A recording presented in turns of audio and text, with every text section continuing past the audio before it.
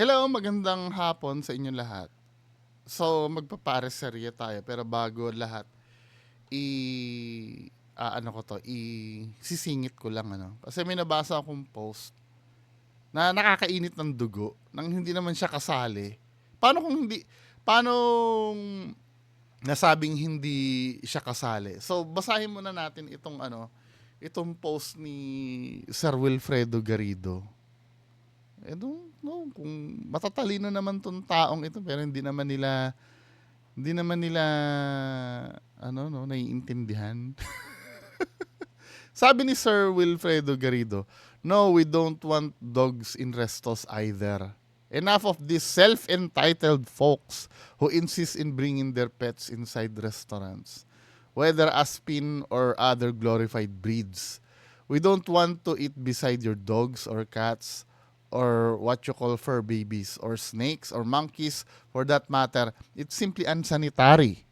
We don't want to dine in with our we don't want to dine out with fur or fleas flying around or with something slobbering or barking in the nearby tables or smelling something unpalatable or using plates or utensils that might have been touched in the slightest by the paws of or bodily fluids of these critters. Your place is worse than a hospital ward. It's okay to bring your pets into the corridors, hallways or churches even, or inside hospital wards, but inside eating places, no effing way. Half of a restaurant's appeal is ambience. It may have the best chef and tastiest food around, but if you're serving it in a place reeking and sounding like a zoo, it might as well be dog food. So if you're one of those establishment catering to these demanding customers, better hang a big bold sign. Animals are welcome because we are not going in and suffering these creatures. We will avoid your place like the plague. Grabe naman ano. Parang ito hindi talaga to animal lover. Pero hindi niya naiintindihan pag kayo mga ano, hindi naman porkit sinasabi na pet friendly, ito yung ewan ko dito kay sir. Hindi naman porkit sinabi na pet friendly, lahat na lang ng papasok doon ay kailangan may dalang hayop. 'Di ba? Minsan nga kahit pet friendly yung establishment, wala kang makitang hayop eh. Option lang naman yun, men eh. 'Di ba? Sa tingin mo ba pag sinabing gano'n, lahat magpupuntahan doon, lahat na may pets? Hindi naman. Option lang 'yon. Tapos ito paano? Paano mo naging problema 'yon? 'Di ba? Kasi sinabi mo, i-avoid mo naman pala yung mga place na may gano'n. Di wag kang kumain doon, men. 'Di ba? Yun yung ino-offer ng ino-offer ng restaurant eh. Hindi naman bawal yung ginagawa ng restaurant, 'di ba? 'Di bali sana kung bawal 'yan. Magagaganyan-ganyan ka, 'di ba? Hindi naman bawal. Ang sinisita kasi yung mga bawal eh. Hindi dahil ayaw mo lang, 'di ba? Yan ang kaibahan ng mga sumisita din sa akin ano. Hindi naman bawal ang ginagawa ko, pero sita ng sita. Yung sinisita ko bawal naman talaga. Bawal naman talaga manloko ng kapwa, 'di ba? Yung mga dinidibang kong videos, sasabihin sa akin, wag mo rin panoorin. Hindi pwede. Ano yun eh, bawal yun eh. Concern yun eh. Ito, hindi naman bawal maging pet friendly ang restaurant eh. Anong dinidemand nitong taon to? At napaka-ironic pa sasabihin nito, enough of this self-entitled. Hindi naman pagiging self-entitled yun eh. Kasi ang nangyayari, yung restaurant, nagsasabi sila ng pet friendly. So, kung naglalagay naman ng paskil sa labas yan na no pets allowed. Sa tingin mo ba ipipilit nung may-ari ng pet na papasukin yun kung no pets allowed? Yun ang pagiging demanding, nakalagay na no pets allowed, tapos ipipilit mong ipasok yung pet mo. 'Di ba? Pero kasi ang naging problem, hindi malinaw yung rule eh. pet friendly tapos mamimili ka ng breed, 'di ba?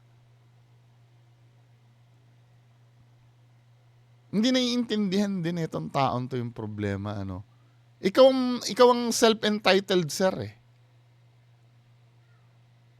'Di ba? Ironic dito sa post mo, ikaw ang ano, hindi naman sinasabi na pinipigilan ka diyan na ayaw mo.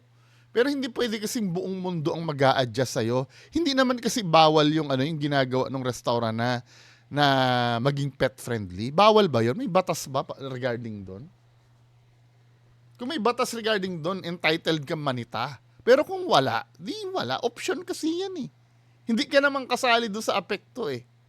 Doon sa affected. Di ba? Hindi naman mandatory yan na maging pet friendly lahat ng restaurant. Alam ko sa Jollibee yata bawal sa McDonald's. Eh di doon ka kumain, di ba men? May option naman na hindi. Parang ganito lang yan Ako, ayoko talaga ng may naninigarilyo. 'Di ba? Pero may mga restaurant kasi na may smoking and non-smoking area. Pag puno na dun sa non-smoking area, mapipilitan kang kumain doon. Kasi aware ako na wala akong magagawa. Alangang pagbawalan ko sila doon. Na kumakain ako doon, naninigarilyo sa tabi ko. Nasa smoking area ako, wala na kasing space sa non-smoking eh.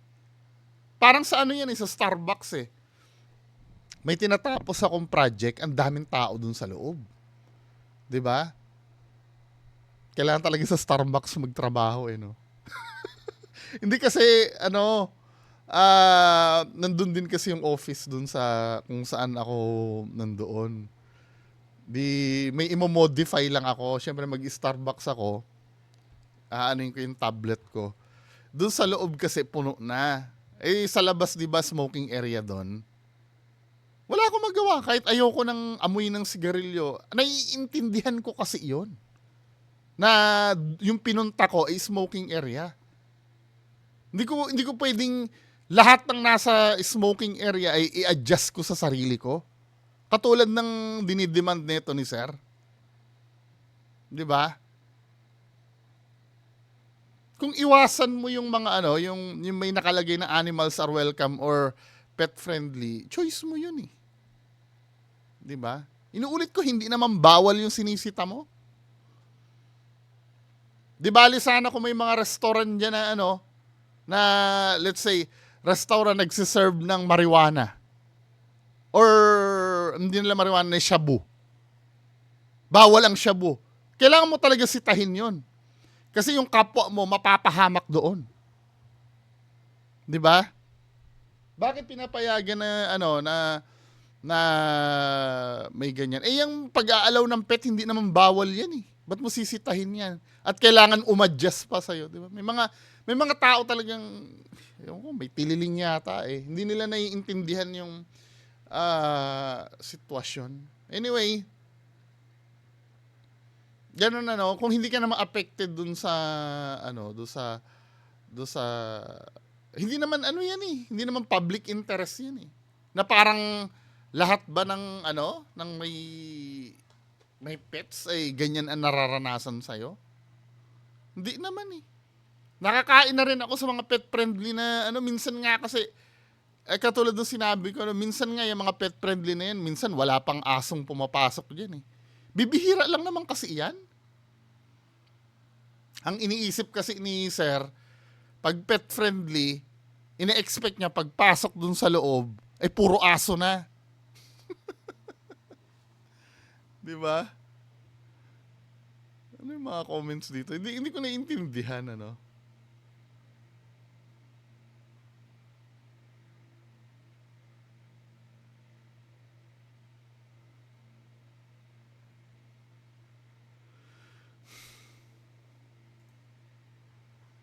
May mga rules naman regarding sa sanitation, yung sinasabi mo na may bodily fluids, kailangan naka-diaper, di ba? Ganon din naman sa muli. Anyway, pagpatuloy tayo dito sa pareserye natin. Kamustahin natin si Diwata.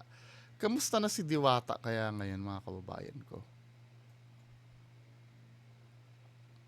Di ba? Ito yung page ni Diwata, no? Ba, may only breakfast na oh. Available yan sa Saturday and Sunday sa Quezon City branch po. Bakit sa Quezon City branch lang? Feeling ko hindi talaga sa kanya yung Quezon City branch. Ano? May mga gimmick sa Quezon City na wala sa Pasay eh. No? Unli lahat ng food, no time limit. Enjoy more than 12 dishes. Unli daw eh, no? Tapos pagka naghahanap ka ng ano, ay ubos na po.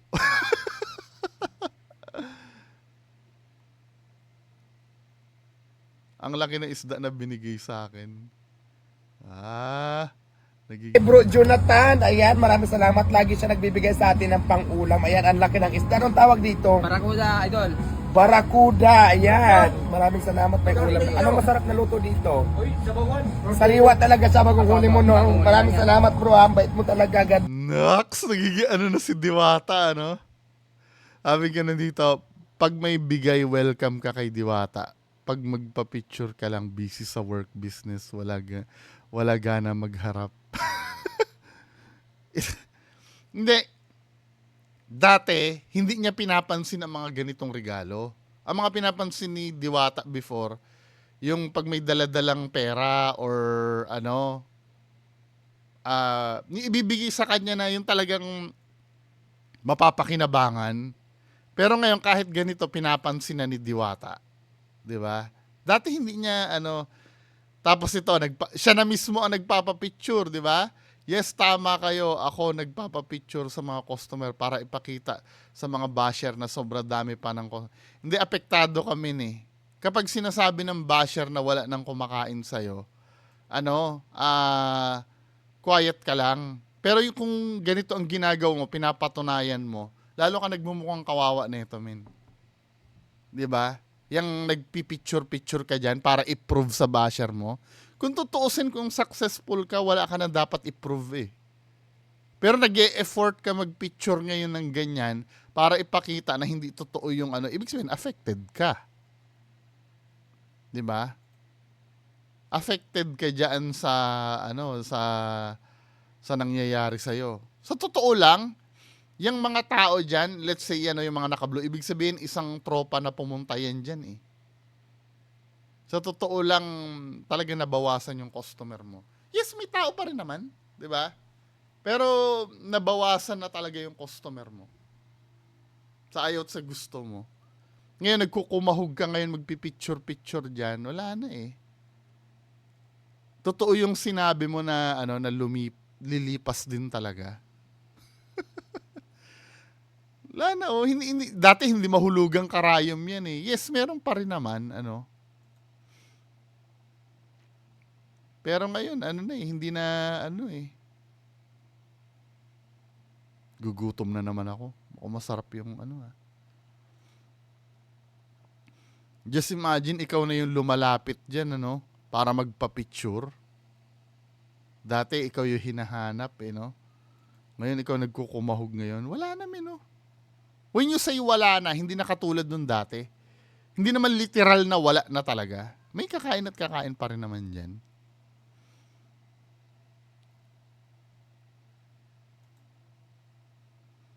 Wala na. Hindi na katulad nung dati. Dati no, hindi pa makakapagpatong ng helmet to. Ngayon, nakakapatong na siya ng helmet niya. Di ba?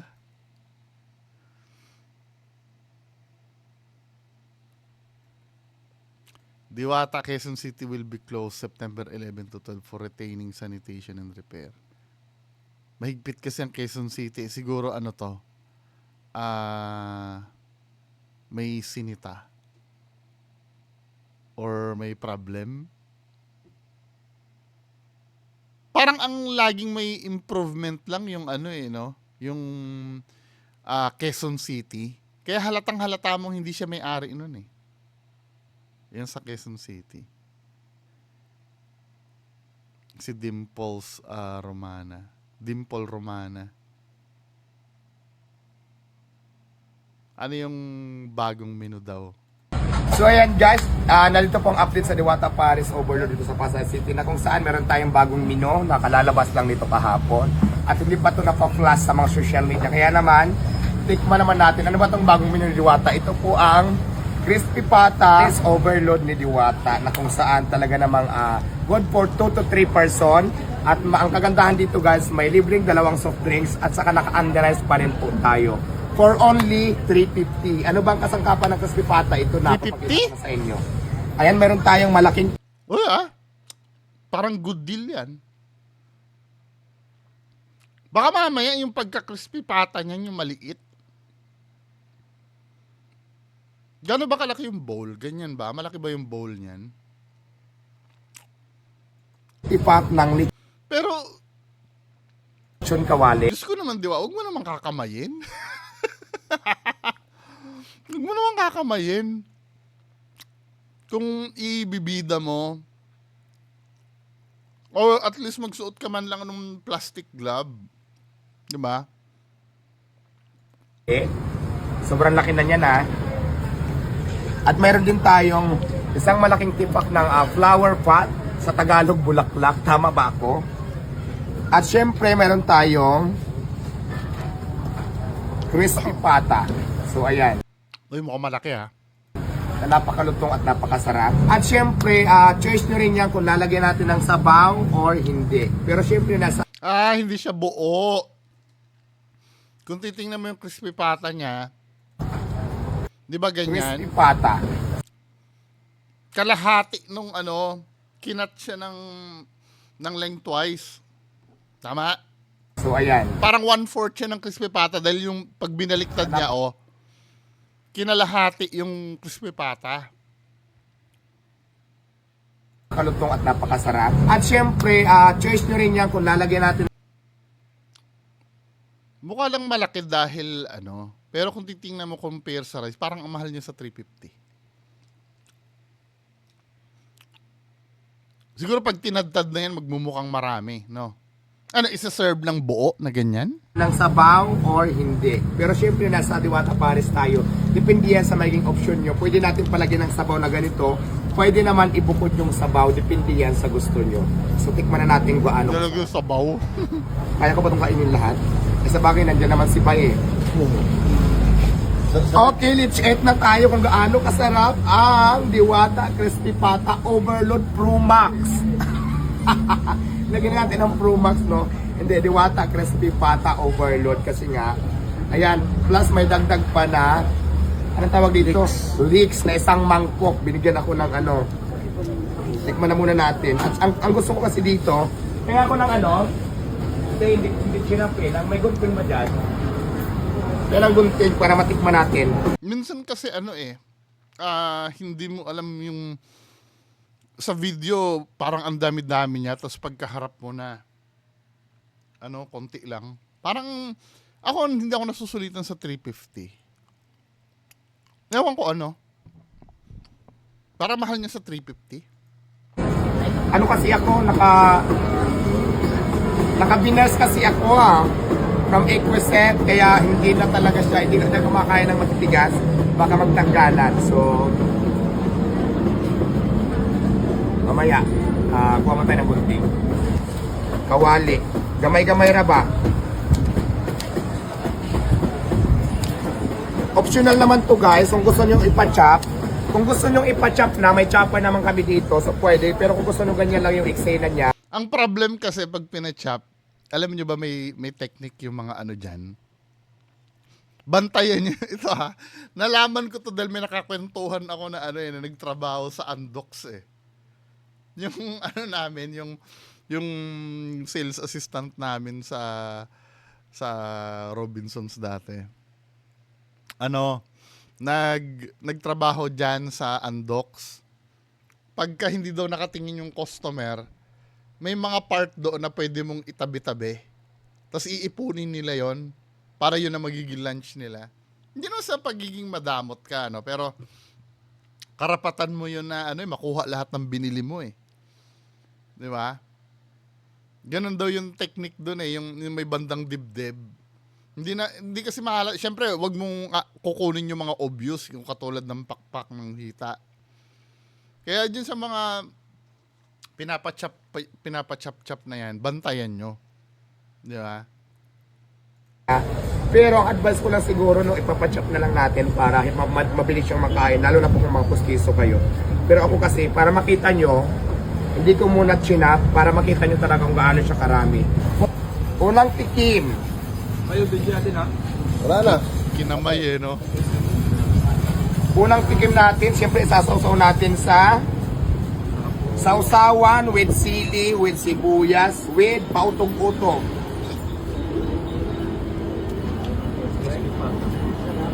Sarap.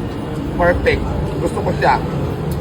Tapos ako sa pag kumakain ako, hindi ako sanay magkutsara, kaya magkakamay lang tayo sa kanin. Malinis naman yung kamay ko. Sarap. At siyempre, dito naman tayo sa pang grand finals na crispy pata na napakalutong.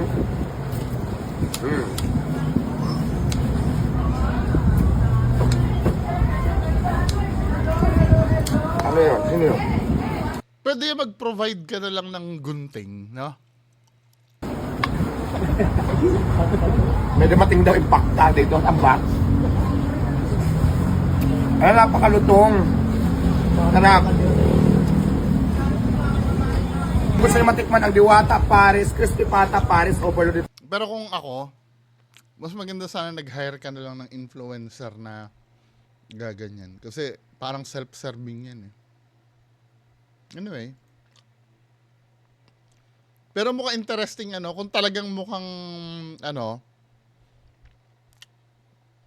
kung talagang malaki yung serving, sulit sa 350. Pero kung minsan kasi deceptive ang ano eh, pag video, gutom tuloy ako.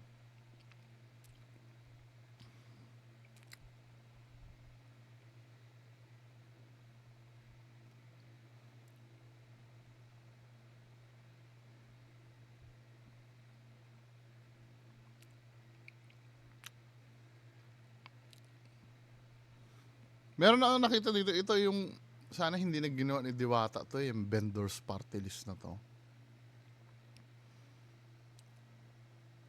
Baka mamaya gamitin ka lang dyan, men eh.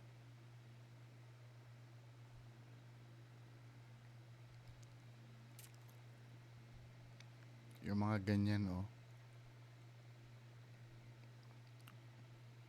Malaking pagkakamali ito pagka inano mo. Siguro, okay lang sana kung gagamitin siya na parang endorser lang, no? Ini-endorse niya yung party list. Pero yung wag naman sana. Pagka inano ka niya, nakakalasing din kasi ang politics eh. Di ba? Tingnan mo si Pacquiao.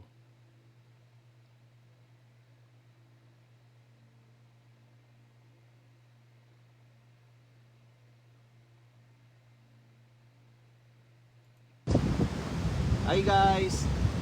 So hi guys, nandito tayo ngayon sa Dolomite Mountain kasi madami ang nagre-request na isama ko daw si Diwata dito. Ayan, kasama na po natin. Wala ano, 47 shares na lang, 350 comments. Wala na, nagde-decline na talaga.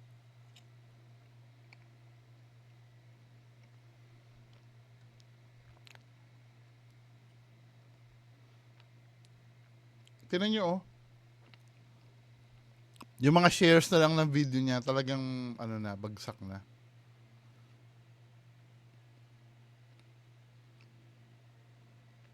Para yung bill,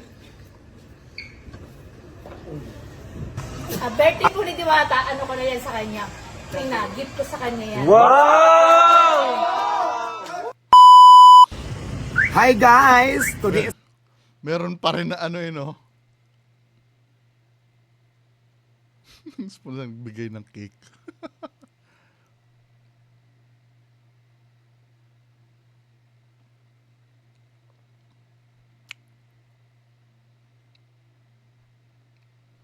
Nga, yun ang update kay Diwata. Hindi na katulad nung dati, yan na lang mga shares niya o yung mga videos niya. 341 na lang. Hindi, doon sa mga vloggers, ano, kung malaki pa yung ano. Kasi 1 million ang followers niya sa ano eh. Sa Facebook eh. Ngayon wala na.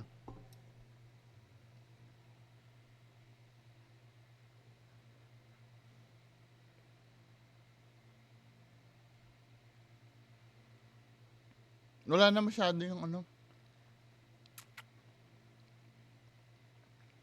Dito sa isang fan page. Tingnan natin. Ano ang mga post dito. Sabi kasi bibigyan ko lang ng ano yan eh. Mga 2 months eh, or 3 months after nung peak ng kasikatan niya.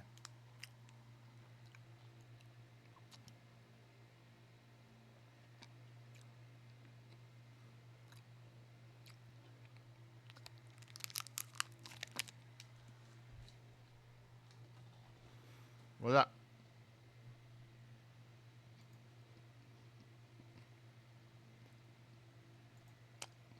Ano to, legit at ano? Dami naman kasing page.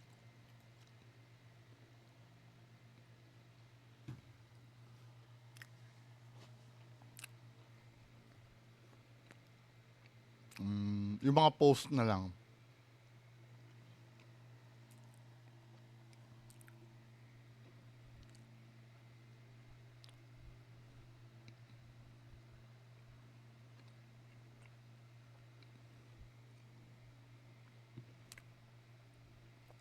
Wala na eh. Hindi na siya ano ng hindi na siya na ano ng meta, napapansin ng meta.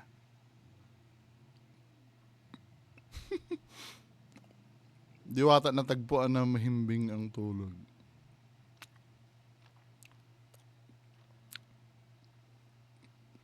Wala, mga lumang video na to eh.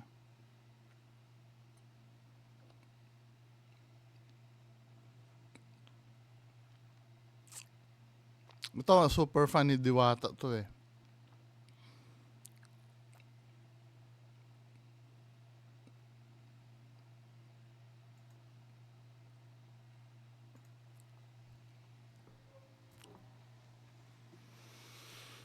Bagal na internet.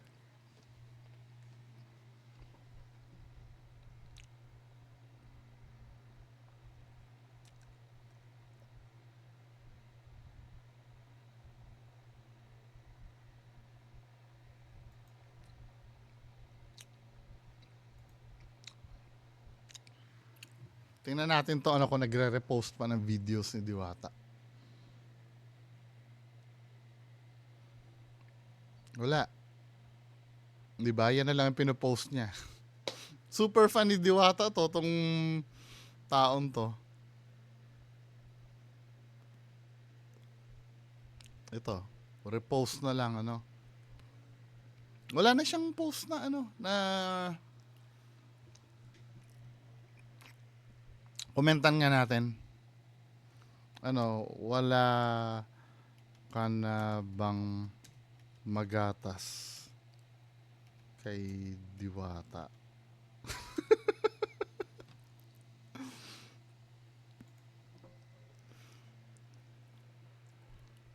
Wala eh. Yun na lang yung mga post niya eh. Mga kung ano-ano lang, mga pagkain na lang eh.